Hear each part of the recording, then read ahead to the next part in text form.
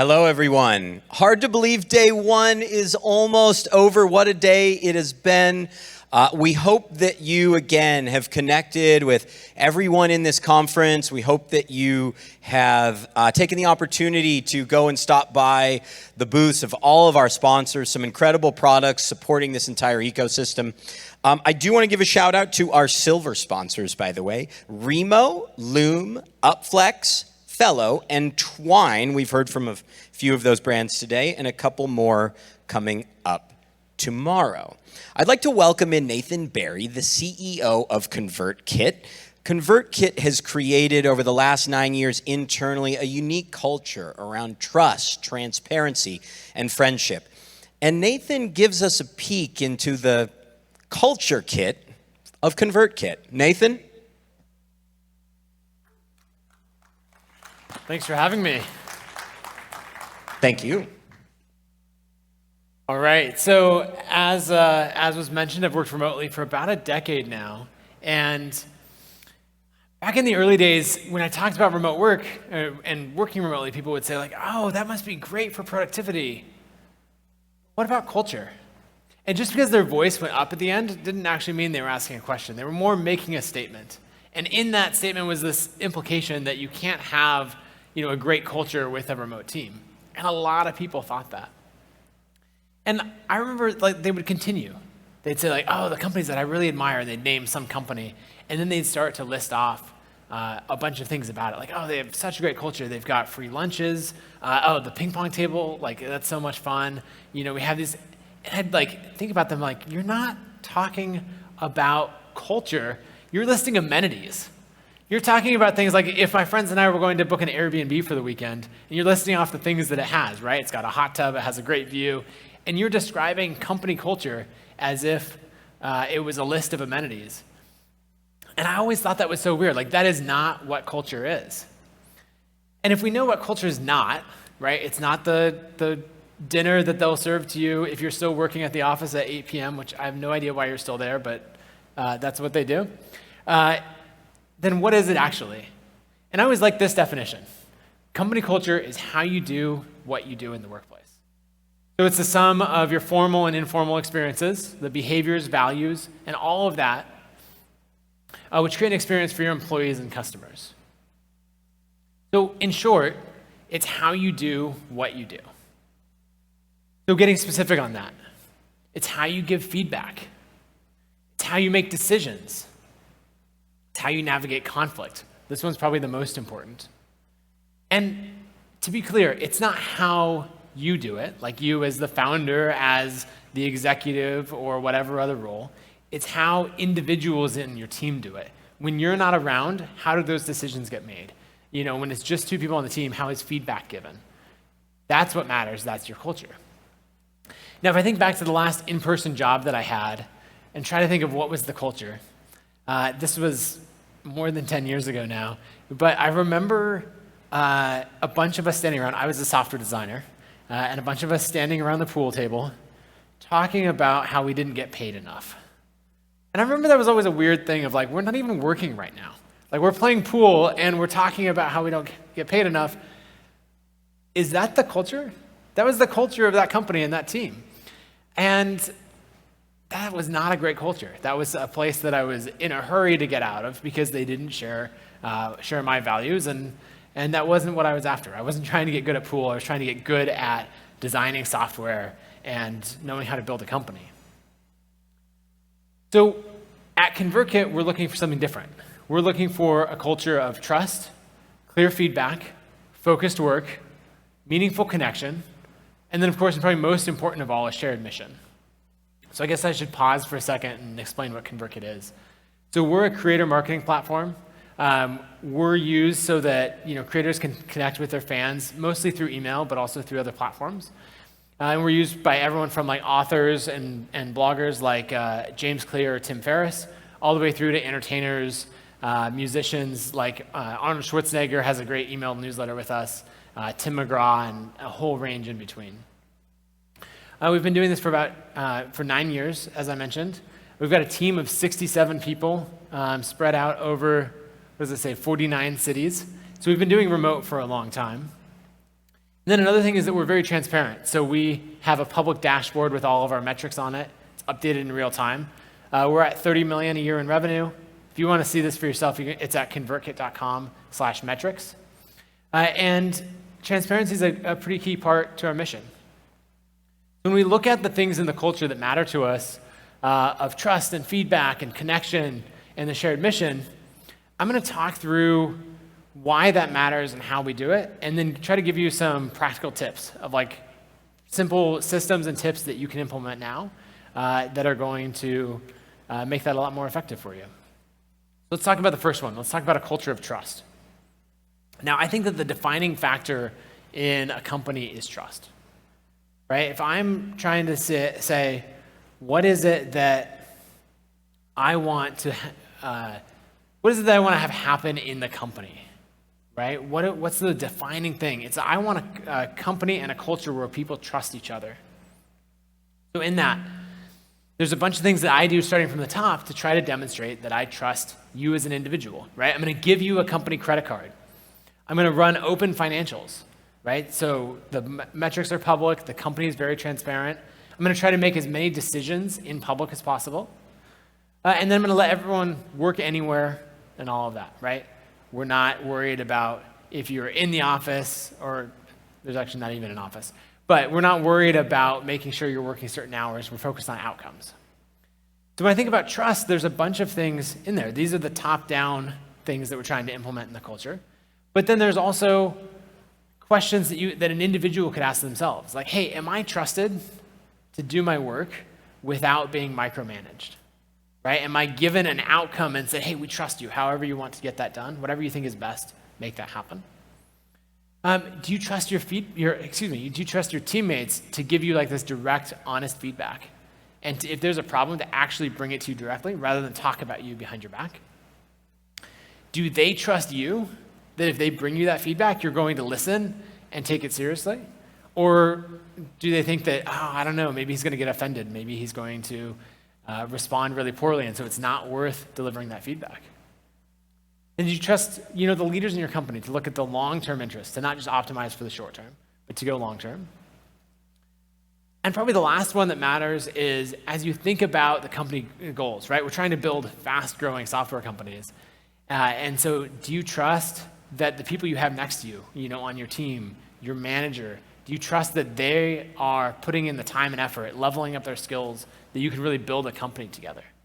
So that's really what I'm thinking about with trust. I want to build that as a web throughout every layer of the company.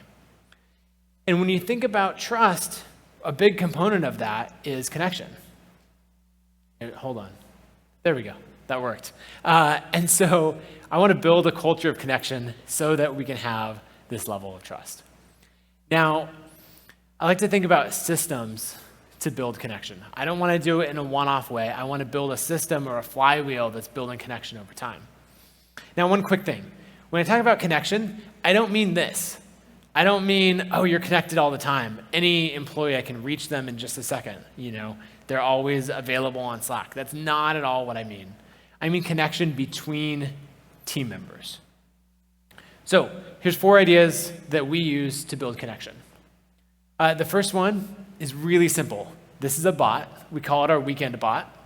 And it just every Monday morning at 9 a.m., it asks, what'd you get into this weekend? Share a pic. And the reason that we like this is I think you've all been a part of a team or seen it where there's just not much activity. There's not the pulse of people moving through an office or seeing what's going on because sharing takes a little more direct effort. And so we have this little bot pop up and say, hey, just share a photo. And that gives a lens into what you value. You get to see someone's kids. You get to see their hobbies, whether they like hiking or woodworking or gardening or any other thing, like in the concert they went to. And you get these little points of connection that you can build on. And this happens every single week, and over the course of a year or more, it builds up really well. The second tip is something called SUP. And this is another little bot or an add-on that you can add into Slack. And what it does is every week, it pops up and says, hey, picks 3 people at random and says, we're going to have a SUP. SUP as in, what's up? And what it does is it pairs these people up, puts one person in charge for scheduling, and says, hey, you're going to have a 30-minute call to get to know each other this week. And the topic could be anything. The reason I think 3 people was interesting is if you get a pair of 2 people, let's say at random, and you get 2 engineers, they're going to talk about the deployment process, right? You get 2 people in customer success, they're going to talk about all of the bugs that the engineers haven't fixed yet, right? All of these things they're going to talk about in their little groups.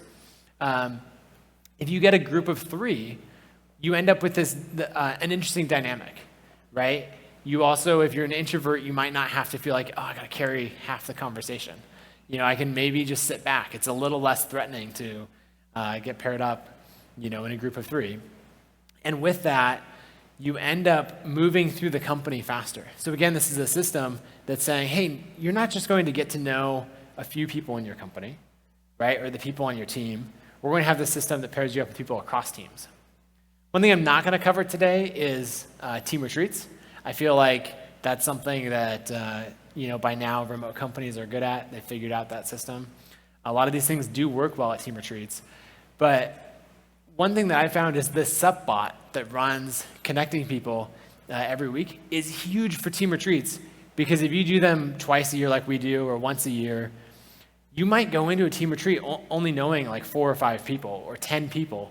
And so this bot running every single week is going to make it so that by the time you go into a team retreat, if you've got a few months, you're going to know 20, 25 people or more, even if you're a relatively new team member. And that's huge. You go in feeling like, oh, I already know people. I can meet them in person, rather than feeling like you're the odd one out because you're relatively new to the team. The next quick tip is that we like to start and run a team stories podcast. So this is an internal podcast. It's just for the ConvertKit team.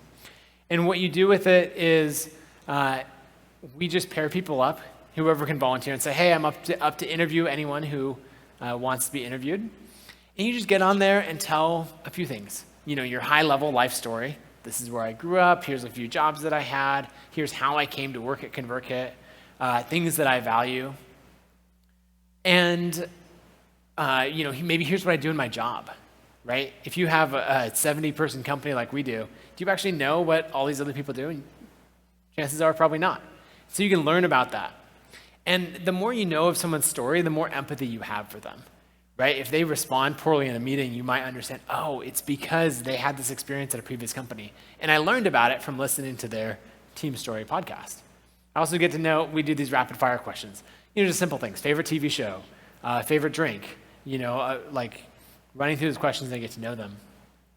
What's interesting is when we started doing this, I guess a little over a year ago, there were people that I'd worked with for 5 years that when I was out on a run listening to their Team Story podcast, I was like, I had no idea. I knew these points in their life, but I didn't know the narrative that connected them together. And that was a super cool thing. You also end up with fun points of connection. Like we have these 2 engineers, John and Corey, and they joined the company a couple years apart, and they realized one of them lives in San Luis Obispo in California, not that big of a city. And the other one was like, oh, I used to live there. And so they were on a call talking. Now they live on different continents. But they're talking, and they learned through this conversation, not only did they live in the same city, but it was relatively at the same time in the same neighborhood. And as they dug in, they found out that literally the same unit of a duplex, when one of them moved out, the other moved in immediately afterwards. And now they live on 2 different continents, but work for the same company. And so you just end up with these fun connections that you would never know if it wasn't for building systems to connect people. So this is probably the best thing that you could do. It's a lot of work, right? You got to get people to do the interviews and all of that. But if you think about systematizing connection, I could get on a call and tell my story and hear the person's story, 70 times for every person in the company. Or we could record it once, and then anyone can listen to it at their own leisure. Whenever someone new joins the company, they can listen to the backlog as they want. And it's a great way to go. Okay, my last tip on building connection is to donate money together.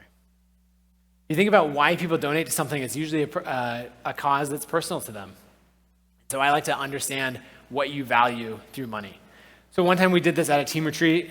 We took a pool of $10,000, and we said, okay, I think there was maybe 30 to 40 of us at the time in the company. And we said, what we're going to do for the next hour or hour and a half is we're going to give away all of this money to our favorite charities. There's a couple catches. One, we're going to divide into groups of 4 people, and that group is going to have your pool of money to donate. You can only donate $100 per charity, right? Because we're trying to get an interesting number of charities. We're not trying to give all $1,500 or something to a single group. And then just talk about why you donated to that group. And then afterwards, after you finish the donations, you spend that money, then we're going to come back together and share, whoever wants to can shout out why they donated to a certain group. Now, there's a few things that are interesting. When people are sharing why they donated, you end up getting these nuggets about their life and their values and the struggles that they've been through that you would not get otherwise. Like a few examples when we did this. One was a team member donated to a certain scholarship fund. And the reason that she did that is she was the first person in her family to go to college. And so that was really meaningful and important to her. Someone else donated to a pet rescue because their pet, who they had, the dog that they had that they loved dearly, came from a pet rescue and had had a big impact on their life, getting them through tough times. Someone else donated to cancer research because their mom passed away from cancer. So you get to see this lens into what people value and what matters to them. And as people are sharing these different things that they donated to, you'll get other groups saying, oh, we donated to them as well. And you start to get these connections. And then after we finish that exercise and people spread out, went about their evening, you'd see these little conversations form of people talking about the things that they had in common that they wouldn't have known about other than through this exercise. So I love these systems that just spark connection and can build that, because that's going to be the basis of a lot of trust going forward. Okay, the next thing is that we want to build a culture of direct feedback. Right? If we're working on hard problems together, we need to make sure that we have the tools and the skill sets to be able to navigate the conflict that's inevitably going to come up. Because I don't know if you know this about building companies, but they're made up of people, and people have a lot of problems. And when I was a new manager building a company, right, my background is as a software designer. My career is freelance web designer, software designer, leading a design team, CEO of a company, right? So there's no middle management experience. There's no, director of something in the world. And so I had a rough road of figuring out and learning management along the way.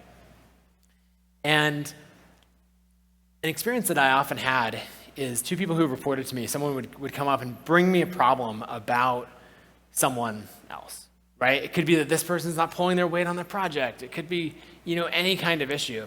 And I would listen, I'd hear about it and go, oh, wow, that does sound like a real issue. And I'd try to counsel them through it.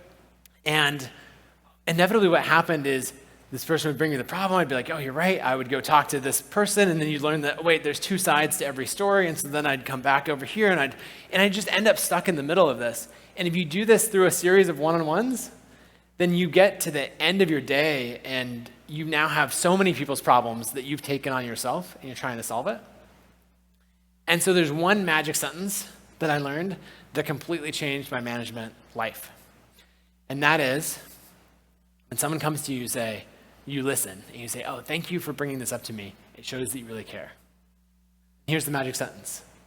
I assume you're bringing this to me for one of 2 reasons. 1, you want to talk through this.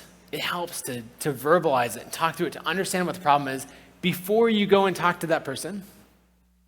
Or 2, you're worried about how that conversation might go, and it might help to have someone there to help facilitate or make sure that it goes smoothly.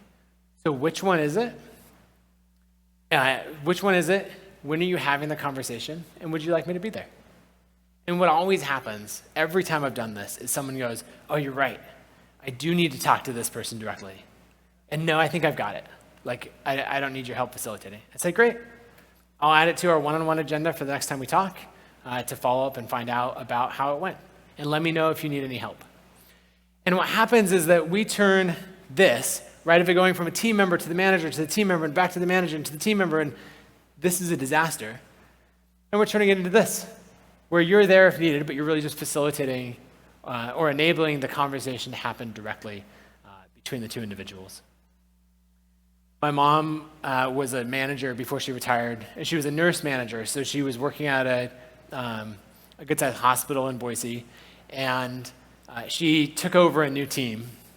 And one of the jobs that a nurse manager had to do is set the schedule, right? So if you have 10 people that you're managing who are working that shift, you're in charge of the shift, you have to set who's doing which job on the hospital floor, right? And she did that the first day. She made the schedule and put it out. And she immediately, it got circulated, and a few minutes later, someone came up to her and was like, I know you're new here. Which, by the way, when someone says, I know you're new here, nothing good ever comes out after that. It's at best going to be condescending, and at worst, I don't know, it's going to be a mess. This person says, I know you're new here, but I don't work with this other person. Every other manager knows this. I don't work with them. We don't get along well, so we're always set up on different ends of the hospital.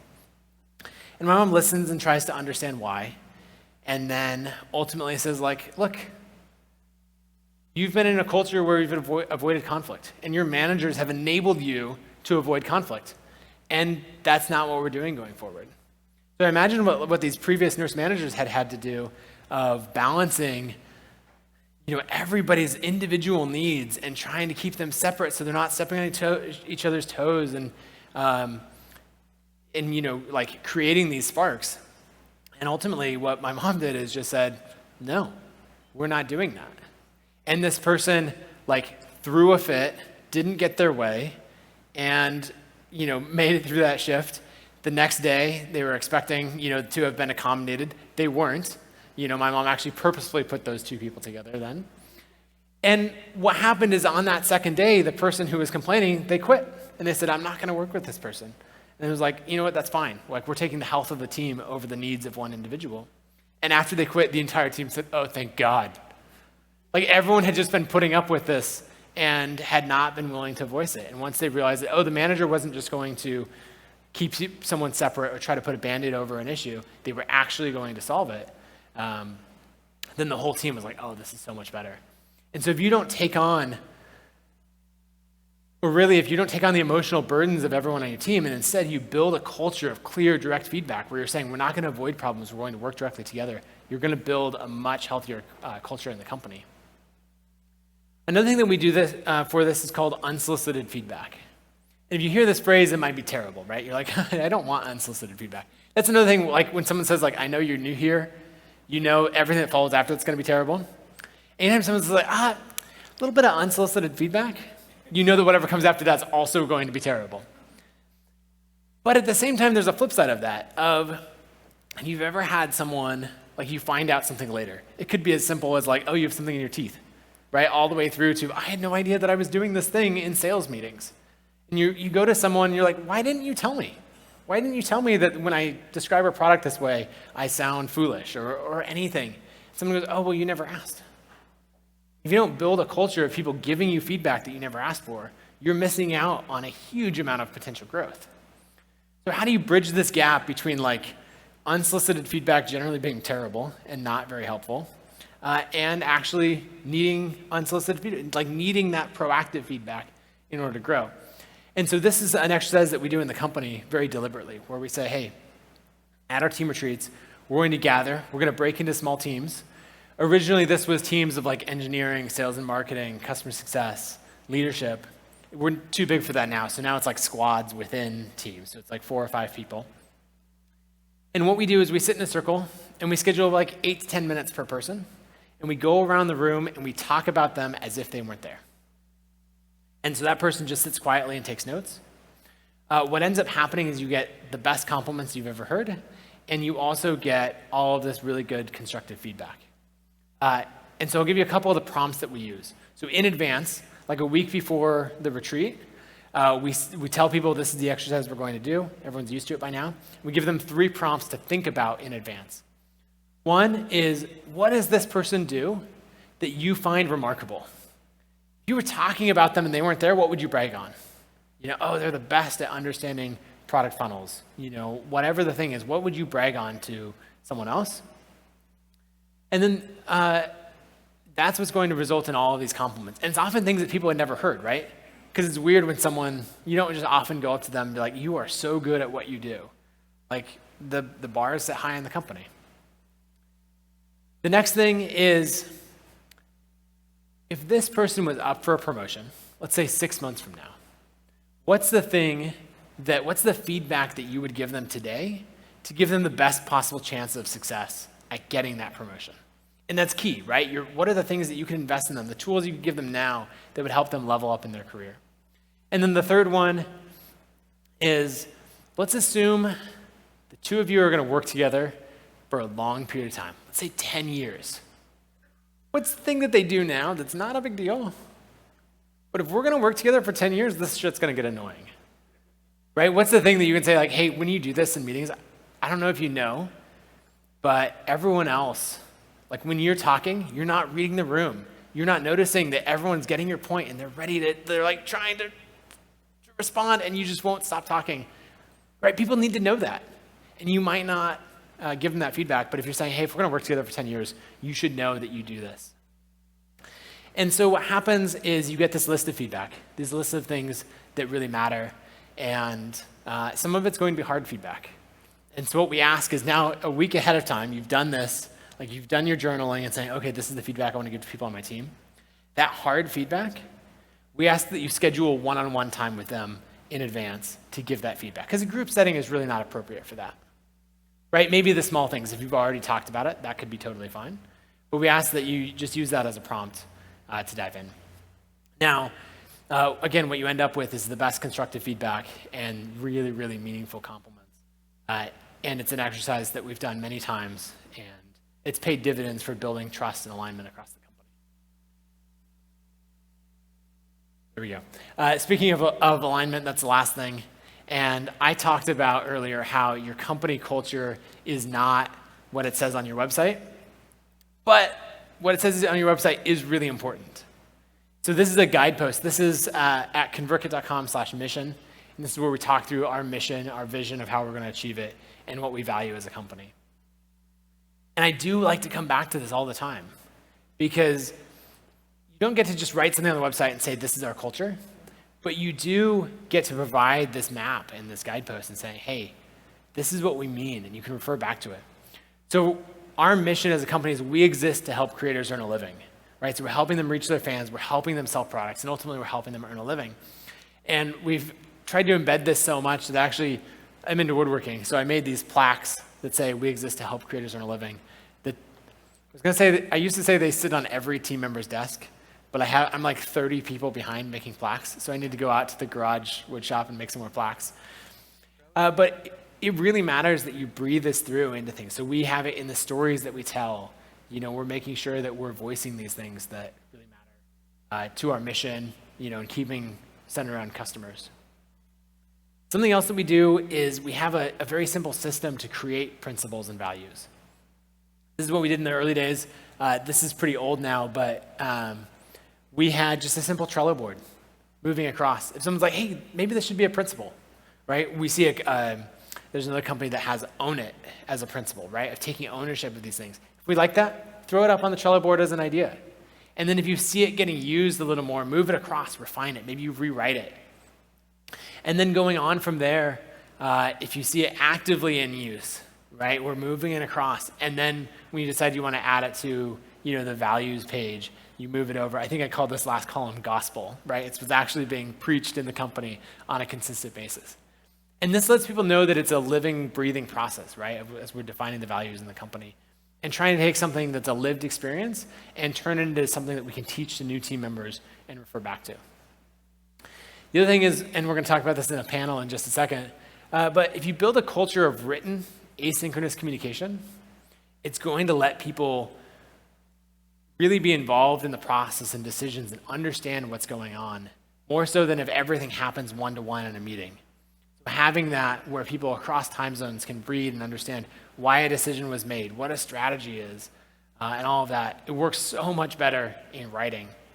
The other thing is, a lot of people can communicate an idea in a meeting. They're like good at riffing on it. But if you want them to really share their clear, concise thoughts, writing is something that's going to force them to do that. They can't just fudge it. They can't just talk about it. They have to actually refine their plan and have it stand on its own. So that written side is really important. Another thing that we like to do is build we call it a team member welcome sequence.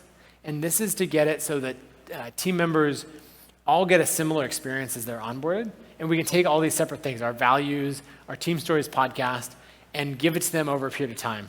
We're actually using our own product for this. Any marketers in the room will know the idea of an email sequence, right? So the day you sign up, you're getting these emails timed to when you sign up. If someone else signs up a month later, they'll get emails timed to them. And we just use this to say, hey, here are the things you should know about working at ConvertKit. And you're getting them timed out from there. Now, with that, you can also put fun things in there. Like you could ask someone, say 30 days or 90 days after they join the team, hey, what advice would you give to a new team member who's a month in? Right? What advice would you give to a new team member who's 3 months in? You can consolidate that and put it into an email that new team member gets at those milestones. And it's just a way of saying, hey, I was in your position. Here's some advice. Here's a way to guide you along.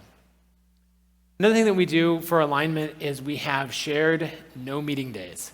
So this is where we're aligning around a culture of focused work. And so we block off every Tuesday and Friday and say, hey, this is when we focus. If you want to jump on a call and work with someone, impromptu or pair program or whatever else, that's great.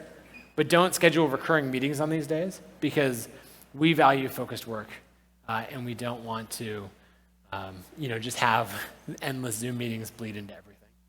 So those are just a few systems. Now, over time, I've noticed that there's actually, we talk about remote work, but there's actually two different kinds of remote work. And there's remote first companies and then remote forced companies. And we actually have this interesting opportunity to decide what type of company we are, right? ConvertKit's been doing remote work for 9 years. There's a lot of other great companies here that have been doing the same. And then there's also the rest of the world that got forced into it, of like, we didn't want to be remote, but now we are. Some of them are like trying to embrace it and learn, okay, how can we do this best? How can we become remote first? And others are really, really eagerly getting to the point where they get back to another world, right? They're remote forced and they're like, how do we get out of this? And so when I think about this distinction, it made me think about one of my favorite books on management and conflict. And that's Harry Potter. Particularly Harry Potter and the Half-Blood Prince. There's this line in there where Harry is going to go face Voldemort. And he's thinking about what it means to, like the different ways that he could do that. He's going to be forced into it. But he gets to choose how he shows up in that. And I'll just read this. He says, it was, he thought, the difference between being dragged into the arena to face a battle to the death and walking into the arena with your head held high.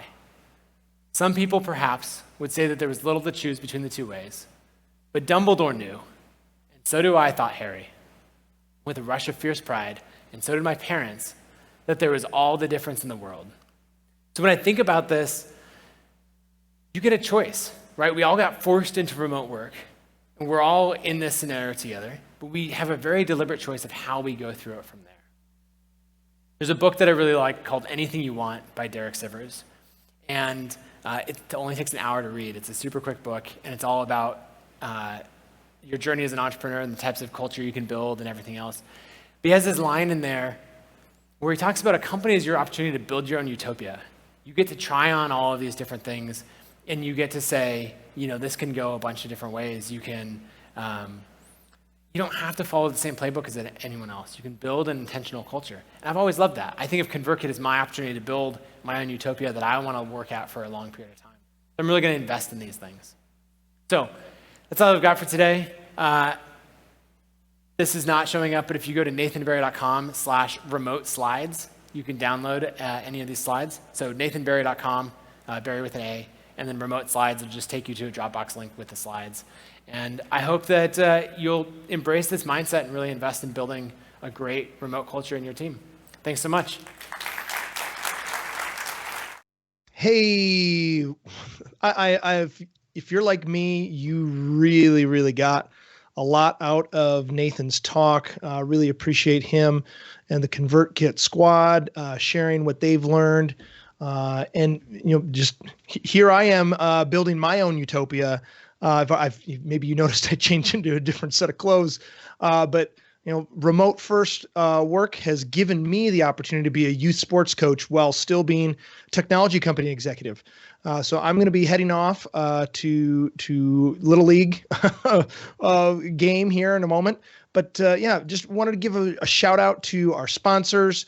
Wanted to say thank you to Multiplier, thank you to Gino, and thank you to Staff Virtual for sponsoring Running Remote and giving us a chance to be learning out loud here together. Really appreciate you all spending this time together. Just a heads up in terms of the rest of the schedule today. We've got coming up here shortly, should most remote work be asynchronous, and Nathan and Samantha are going to be returning to the stage to be joined by Julie Satzar, Ryan Burke, and hosted by Daphne LaForest. This is sponsored by Loom, so I wanted to give them a shout out here. Just a moment here. Loom, what is the best video communication platform? What is the best video communication platform for async work? With Loom, you can express your thoughts in less time, sharing quick feedback or deep communication with just a click. Viewers can interact, comment, and respond to your messages. Finally, you'll spend less of your day meeting and emailing and have more space to do your best work. Loved by people and businesses everywhere, Loom lets you clear your schedule and deliver your message with personality. Check them out at www.loom.com. See you at work.